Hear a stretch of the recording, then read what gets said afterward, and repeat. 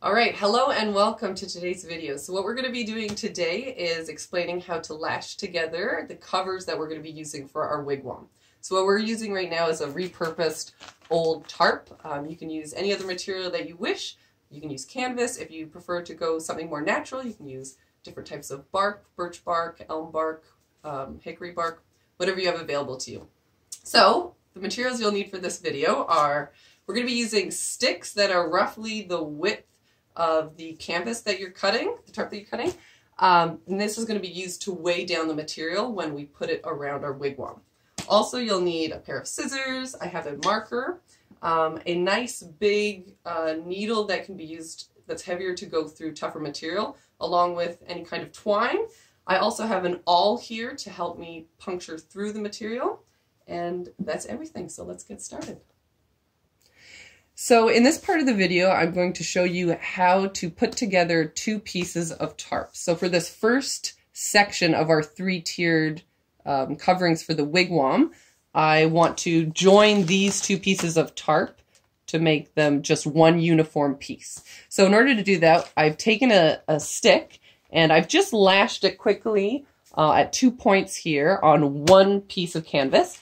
And right now I'm going to show you how to fold it in order to combine the two together. So what I'm going to do is I'm going to flip up the second piece of tarp and I'm going to place this first piece so that there's roughly an inch of overhang.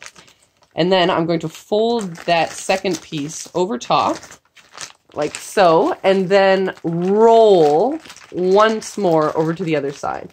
And as you can see here, if you can, with the marker, I've made some little dots here on both sides of the tarp, just to show where I'm going to use my stitch and place my needle. So now I have placed my twine on top of in the needle, and I'm just going to start by going first underneath a piece of tarp.